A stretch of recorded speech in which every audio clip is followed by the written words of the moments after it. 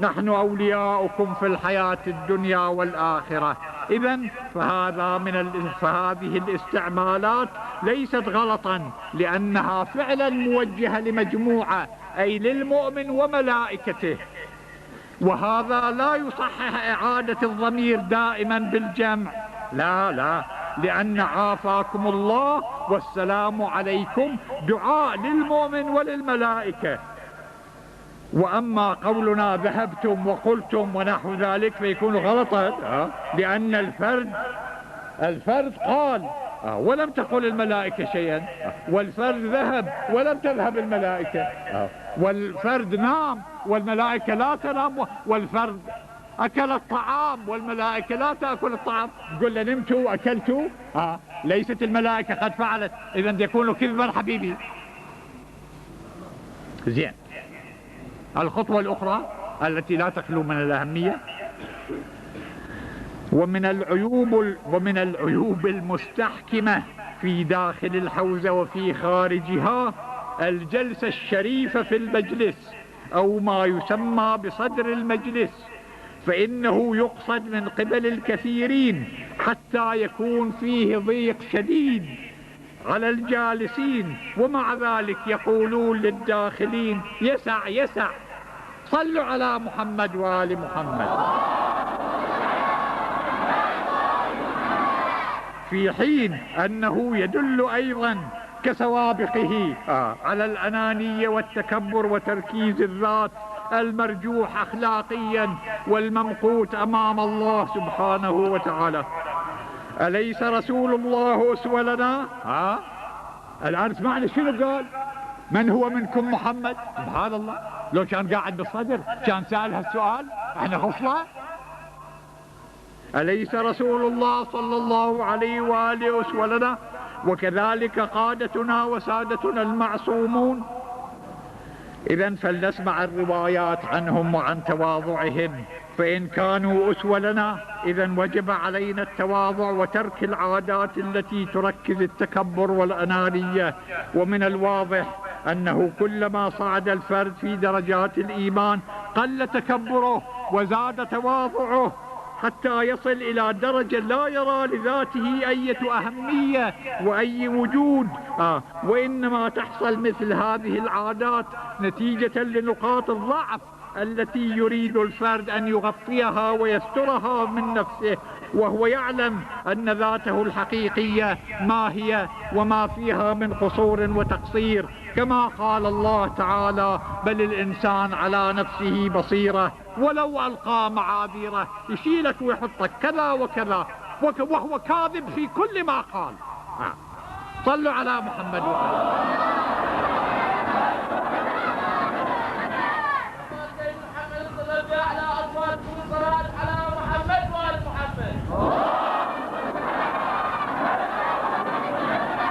وأما الأخبار فعن أبي سليمان الزاهد عن أبي عبد الله الصادق سلام الله عليه قال: شوفوا، من رضي بدون الشرف من المجلس، أعيدها لو لا، من رضي بدون الشرف من المجلس لم يزل الله وملائكته يصلون عليه حتى يقوم. وهي نص بالاستحباب الأكيد للرضا بدون الشرف من المجلس. ومن ذا الذي لا يطمع بصلاة الله تعالى عليه وملائكته؟ وضعف سندها مجبور بأدلة التسامح بأدلة السنن، وهي صحيحة هذه القاعدة من هذه الناحية وإجماعية. وعن عبد الله بن المغيرة عمن ذكره عن أبي عبد الله عليه السلام قال: كان رسول الله صلى الله عليه وآله إذا دخل منزلا قعد في أدنى المجلس إليه حين يدخل. أدنى المجلس قريب الباب، ما يروح يقصد هناك في الكذا والكذا. وعن هارون ابن خارجة عن أبي عبد الله عليه السلام قال: إن من التواضع أن يجلس الرجل دون شرفه. أقول: ومن الواضح أن التواضع ليس للناس بل لله. ومن هنا ورد من تواضع لله رفعه الله، ومن تكبر على الله أذله الله. صلوا على محمد وآل محمد. وعن علي بن إبراهيم عن أبيه عن النوفلي عن السكوني، وهي معتبرة سندا في المشهور، وأنا أؤيد هذا المشهور، عن أبي عبد الله عليه السلام قال: من التواضع أن ترضى بالمجلس دون المجلس، أي دون المجلس الذي يناسبك، زين، وأن تسلم على من تلقى كائنا من كان.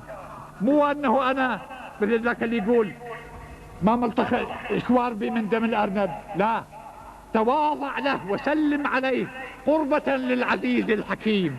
هذا هو، مو تقول أنه يكون أسلم على فرد واحد كشخة، أما الفقير والمتدني لا أسلم عليه. إذن أنت خارج من رحمة الله وداخل في غضب الله. صلوا على محمد وآل محمد.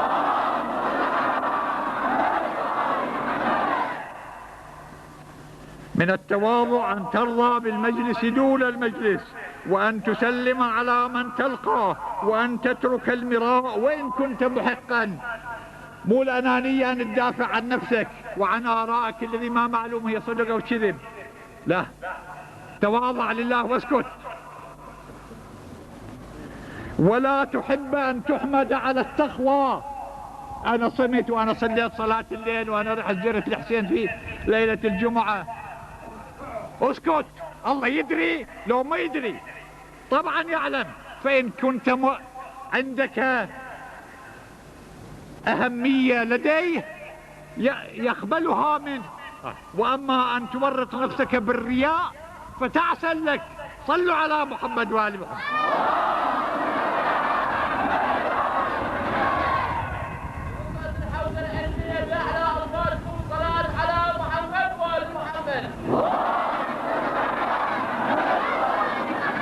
بل ورد المنع أخلاقيا عن تقديم الطاعة والتبجح بها حتى إلى الله سبحانه، حتى إلى الله. لا تقل أنا أطعتك وأنا صليت لك، لا، قدم بس ذنوبك.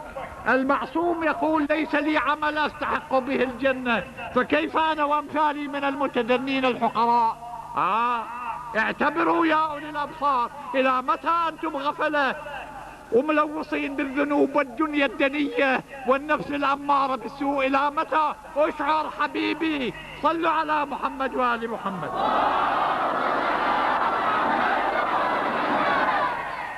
وعن ابن عباس قال: كان رسول الله صلى الله عليه وآله، أكو أعظم من رسول الله؟ كان رسول الله صلى الله عليه وآله يجلس على الأرض ويأكل على الأرض ويعتقل الشاة. مو ينطيها الواحد، شيخنا سيدنا تعال شد لي اياها، هو يشدها، ترفث بوجه ويشدها.